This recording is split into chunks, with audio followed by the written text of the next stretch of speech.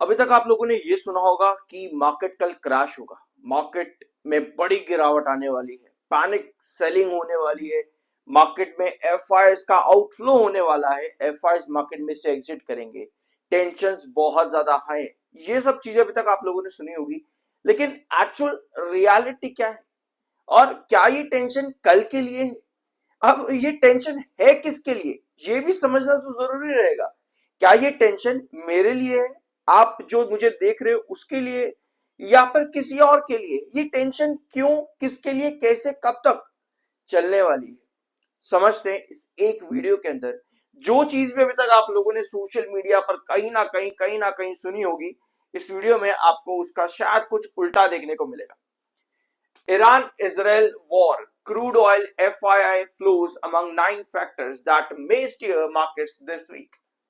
ये कुछ रीजन है जो मार्केट को चला सकते हैं आने वाले हफ्ते के लिए, लेकिन बात हो रही है सिर्फ और सिर्फ आने वाले हफ्ते की, जो कि विजन क्लियर है कि मार्केट क्रैश होने वाला है, ये तो क्लियर है, लेकिन आने वाले हफ्ते की यहां पर विजन है। ईरान इजराइल ये वॉर टेंशन सबसे बड़ा है, ये पूरे एरिया को ही नहीं बल्कि ऑल ओवर ग्लोब ट्रेड को भी डिसाइड करता है ये पूरा एक रीजन। इसकी वजह से आपके डोमेस्टिक इंटरनेशनल फ्लाइट्स के ऊपर भी मेजर कंसर्न्स आते हैं, इसकी वजह से आपका ट्रेड डिसरप्शन होता है, इसकी वजह से क्रूड ऑयल के प्राइसेस पर आपको तेजी देखने को मिल सकती है, इसकी वजह से क्रूड ऑयल के शेयर्स पर आपका डायरेक्ट इंपैक्ट पड़ता देखने को मिल सकता है, इसकी वजह से डिफेंस सेक्टर मेजर फोकस पर रहेगा, इसकी वजह से एफआईआई लोएस्ट इकोनॉमीज को चूज करेंगे जिनको सबसे ज्यादा नुकसान हुआ है, ताकि ज्यादा से ज्यादा इन्वेस्टमेंट करके ज्यादा से ज्यादा पैसा भी कमाया जाए। तो भैया फैक्ट रीजन एक, फैक्टर्स अलग अलग अलग अलग अलग, लेकिन बात सिर्फ यहीं पर ही खत्म नहीं हो जाती। एक चीज अभी हमने देख ली कि क्रूड ऑयल के प्राइसेस पर आपको इस खबरों से इंपैक्ट देखने को मिलेगा। एनर्जी शेयर्स, एनर्जी सेक्टर के स्टॉक्स पर आपको बूस्ट भी देखने को मिल सकता है यूएस ईरान टेंशन से, लेकिन भैया कहां, कब तक, कितना? ये जो भी अभी तक आप लोगों ने आर्टिकल्स या न्यूज या सोशल मीडिया पर पढ़ा है ना, इन सब से इंपैक्ट अगर बुल रन के अंदर देखें, मतलब कि कुछ कंपनीज या कुछ सेक्टर्स जिनको पॉजिटिव इंडिकेशन मिल सकते हैं, तो वो कितना है, 2 से 4%, ज्यादा से ज्यादा 2 से 4% का एक पॉजिटिव मोमेंटम किसी सेक्टर के अंदर, जिसको पॉजिटिविटी मिलती है इस तरह की चीजों से जो कि दुनिया के लिए अच्छी नहीं है। अगर हम मार्केट्स की बात करें तो कुछ सेक्टर्स होते हैं जो कि अच्छे होते हैं इस तरह की सिचुएशन पर, दुनिया भले ही भाड़ में जाए। अब ये तो होगी एक सेक्टर की बात जो कि पॉजिटिव हो सकता है 2 से 4% के लिए, लेकिन बाकी के सेक्टर्स का क्या, जो कि लगभग 8 से 10% तक क्रैश कर सकते हैं। यहीं पर ही सारा गेम ट्रेडर्स का ही हाथ में होता है।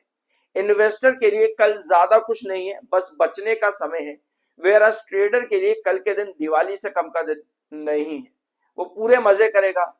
वेरास अगर कुछ गलत डिसीजन गए तो हो सकता है उसको नुकसान भी झेलना पड़े, लेकिन अल्टीमेटली कल का दिन इन्वेस्टर्स के लिए खराब है, क्योंकि यहां पर आप इन्वेस्टमेंट करने तो जाओगे नहीं, रादर आप अपने इन्वेस्टमेंट्स को बचाने के लिए जाओगे। और वहीं आती है सबसे ज्यादा सेलिंग। अब ये पैनिक सेलिंग नहीं है, ये समझदार वाली सेलिंग है, क्योंकि सिचुएशन कुछ खास अच्छी नहीं है जिसकी वजह से हम ये सेलिंग ना करें, बल्कि ये सेलिंग करने का ही सही टाइम है। अब एक पॉइंट मैं आपको बताता हूं, यहां पर आओ, ये है सेंसेक्स का चार्ट। लास्ट सेशन की कैंडल प्रॉपर बेयरिश ट्रेंड के अंदर जाकर क्लोज हो जाती है। सेंसेक्स ने अपने दो इंपॉर्टेंट जोन 82,300 और 82,800 दोनों ही तोड़ दिए लास्ट सेशन के अंदर।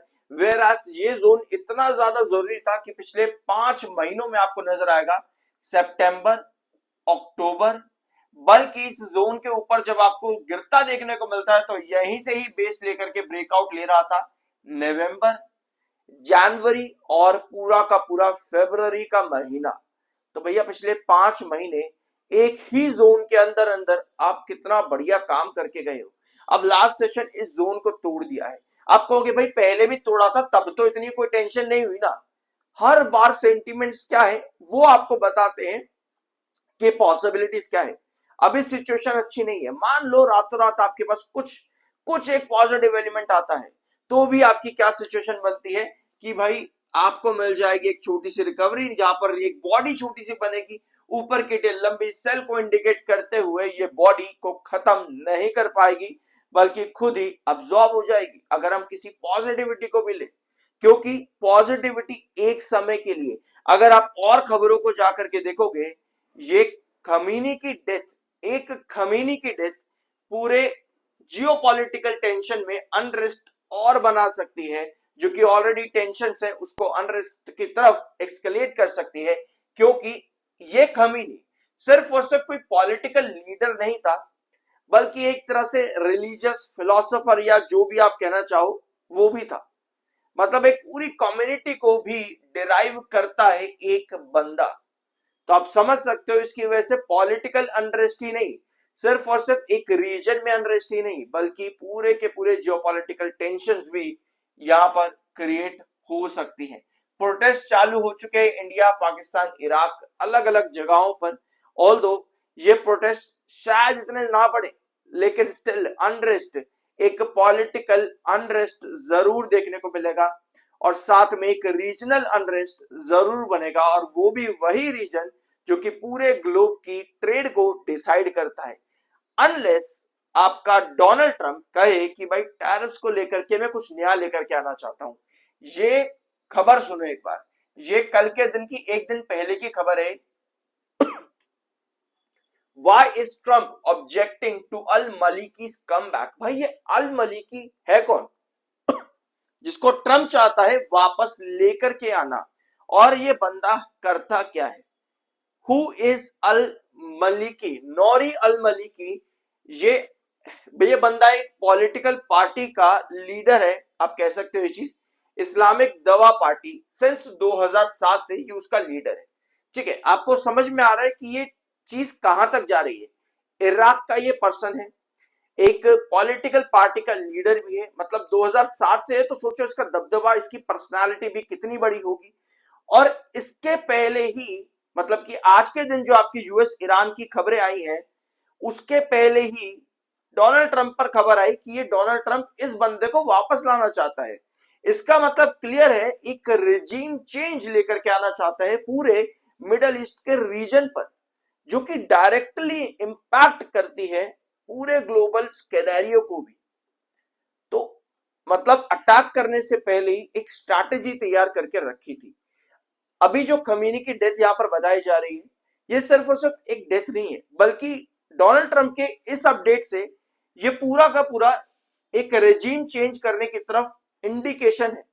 अभी मैंने आपको वीडियो की शुरुआत में क्या बोला कि आपको थोड़ी बहुत रिकवरी देखने को मिल सकती है। कैंडल मैंने आपको दिखाई, थोड़ी बहुत रिकवरी, वो भी तब जब रातों रात कुछ पॉजिटिव न्यूज आ जाए। लेकिन एट द एंड अगर डोनाल्ड ट्रंप इस तरह के स्टेटमेंट्स दे रहा है और साथ में इस तरह के अलग बंदों को उस एरिया में बिठाना चाहता है, यानी कि पूरी रेजिम बदलना चाहता है, इसका मतलब यह है कि भाई हो सकता है कि कुछ समय के लिए हमको चीजें अच्छी दिख जाए, बट शायद वो टेंशन आगे जाकर के और एक्सकेलेट हो जाए। क्योंकि पूरी रेजिम चेंज करना रातों रात तो होने वाला नहीं है, उससे दंगे भी होते हैं, पॉलिटिकल अनरेस्ट भी होता है, लोग स्ट्राइक्स करते हैं, बहुत कुछ चीजें होती हैं। इसका मतलब यह है कि भाई ये टेंशन 1 महीना 2 महीना रुकने वाली शायद नहीं है। मैंने आज बीएससी लिमिटेड का वीडियो अपलोड किया, वहां पर आपके जियोजेट फाइनेंशियल का कहना है मार्केट नियर टर्म में 1 से 1.5% गिरेगा। उसके बाद क्या, नियर टर्म में 1 से 1.5%, जबकि इन्वेस्टर्स को नजर आता है कि यहां से मार्केट कम से कम नहीं तो कम से कम 5 से 8% तो गिरेगा ही गिरेगा। क्यों नियर टर्म में 1 से 1.5% गिरेगा? क्योंकि रेजिम चेंज तो कर देगा, लेकिन उसके बाद में भी जो अनरेस्ट बचा रहेगा वो कहीं ना कहीं पूरा का पूरा बल्ज क्रिएट करेगा, जो कि कभी भी फूट सकता है। एक ऐसा बलून जो कि कभी भी फूट सकता है। तो इसका मतलब ये है कि अभी जितनी भी खबरें हैं ना, ये कुल मिलाकर के शायद इस पूरे फाइनेंशियल ईयर 27 जो कि अभी स्टार्ट भी नहीं हुआ है, पूरे इस टाइम तक, यानी कि 1 साल तक आपको इसी तरह से चलती देखने को मिले।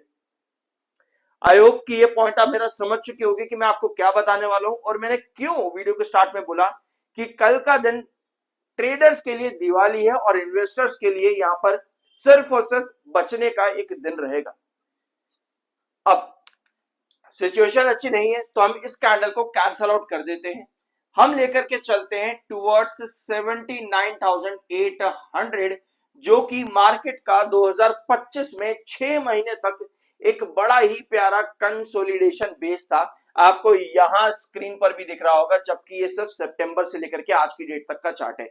सितंबर के महीने में भी आपको नजर आ रहा है 79,800 कितना जरूरी ट्रेंड आपका रहा है।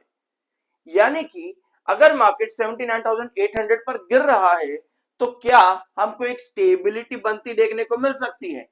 बट वही बात है कि भाई यहाँ पर ट्रेडर भी अपना काम कर जाएंगे और इन्वेस्टर्स फिर कच्चा खा जाएगा और वो कहेगा कि भाई यहाँ तो यार मार्केट टिका था, यार मार्केट यहाँ तो टिका था, यहाँ से तो ब्रेकआउट मिलना चाहिए था। इन्वेस्टर्स की यही गलतियां होती हैं, क्योंकि एक बेस लाइन पर जब कोई भी स्टॉक या मार्केट आपका गिरता है ना, तो वहां पर एक छोटा रिएक्शन देता है। उस रिएक्शन के बाद अगर वो नेगेटिव एलिमेंट, जिसकी मैं इस चैनल पर कई बार बात करता हूं, वो खत्म नहीं हुई है, तो फिर वो एक नया ट्रेंड ढूंढने के लिए नीचे की तरफ जाता है। ये स्टॉक्स या फिर मार्केट या सेंसेक्स या आपके चार्ट्स जो आप स्टॉक मार्केट में यूज करते हो, इसका एक इंपॉर्टेंट एसेंस है, बेयरिश ट्रेंड में भी, बुलिश ट्रेंड में भी। आई होप कि इस वीडियो में आपको कुछ नया जानने और सीखने को मिला होगा। एक प्यारा सा सब्सक्राइब जरूर करना। I am NISM 7 certified. मिलता अगले वीडियो में।